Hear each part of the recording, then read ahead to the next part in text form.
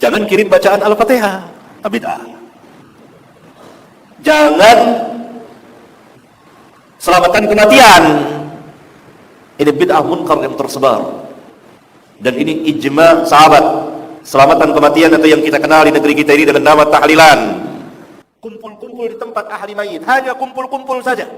Tidak upacara tahlilan, tidak upacara makan-makan, tapi hanya kumpul-kumpul.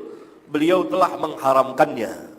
Ya, orang yang senang ngasih makan, pertanda amal ibadahnya diterima oleh Allah. Mabrur itu setelah pulang dari tanah suci, kalau berbicara dengan orang lain itu indah didengar, gak gampang membid'ahkan, mengkafirkan. Artinya apa? Orang senang ngasih makan, pertanda amal ibadahnya diterima.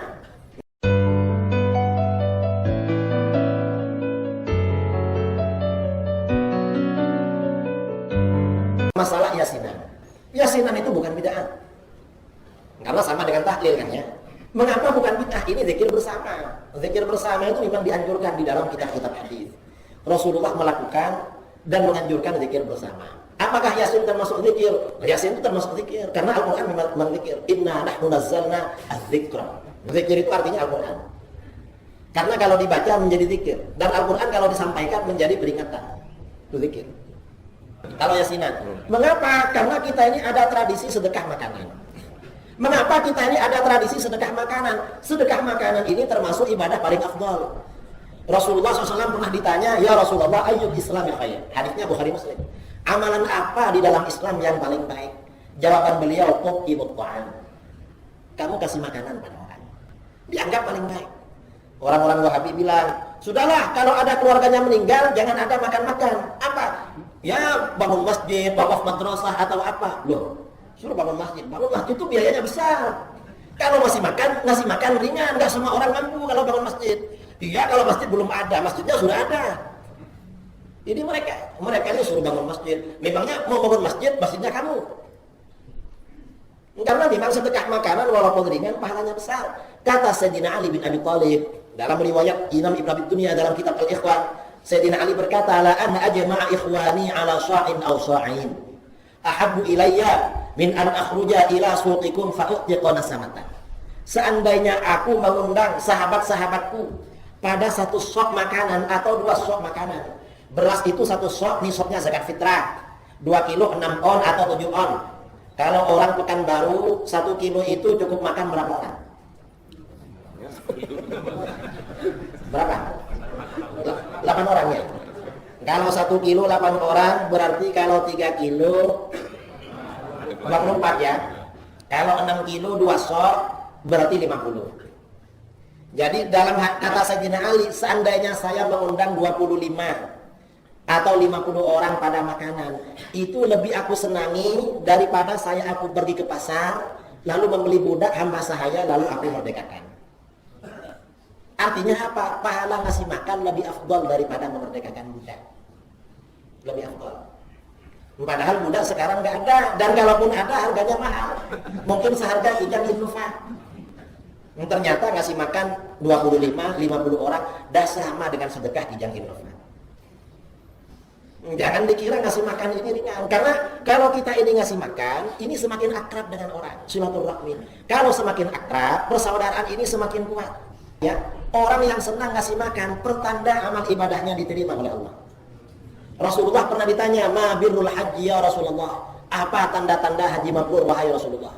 Haji yang diterima, dosanya diampuni, orangnya dijamin masuk surga, diridhai oleh Allah. Rasulullah menjawab, it'aqibul kalam wa it'amut ta'am.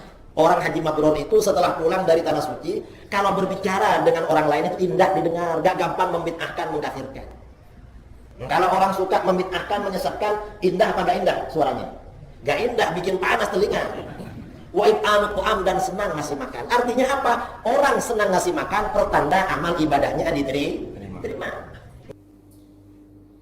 Kalau kita menggali dalil tentang sampainya pahala sedekah untuk almarhum dalam perspektif Ahlus Sunnah wal Jamaah itu sudah jelas, saya kira. Sudah tidak perlu dikomentari lagi. Ini ada menarik, saudara. Bersedekah kepada ahli kubur menurut pandangan ulama Wahabi, yang kita tahu bersama, teman-teman ustadz-ustadz Wahabi, Salafi itu banyak mengkontrol terhadap pahaman-pahaman Ahlussunnah wal Jamaah yang berupa sedekah pahalanya untuk orang yang sudah meninggal. Ini mendapat pertentangan yang luar biasa. Di sini kami tidak mengajak antum debat, tidak mengajak antum gimana.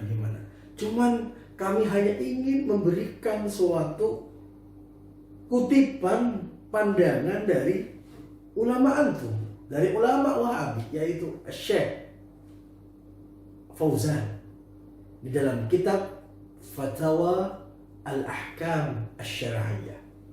Bagaimana pandangan Syekh Fauzan dalam kitab itu? Kana Nabi sallallahu alaihi wasallam yaf'aluhu min dhabhi ad-dhabiha wa at-tasadduq biha an Khadijah radhiyallahu anha ba'da wafatiha. Ternyata beliau menjelaskan dulu Nabi Muhammad sallallahu alaihi wasallam itu menyembelih hewan dan menyedekahkan hewan sembelihan itu untuk siapa? Untuk Khadijah, istri baginda Rasulullah sallallahu alaihi wasallam setelah beliau itu wafat. Jadi beliau mengutip demikian, saudara. Tab'an hadha min as-sadaqah, na'am yu'khadhu minhu annahu yatasaddaqu 'anil mayyit imma bilahmin wa imma bit'amin wa imma binuqutin aw bimalabisin yatasaddaqu 'anil mayyit, hadha min as-sadaqah anhu. Jadi sudah jelas sedekah dengan daging, dengan makanan, dengan pakaian untuk mayit, hadza min as-sadaqah anhu. Au bi udhiyatin anhu, atau misalnya menyembelih hewan kurban untuk almarhum yang sudah meninggal. Hadza kulluhu min as-sadaqah 'anil mayyit yadkhulu fihi. Yang demikian itu sedekah atas nama si mayit atau pahalanya dipersembahkan kepada si mayit, semua itu adalah boleh.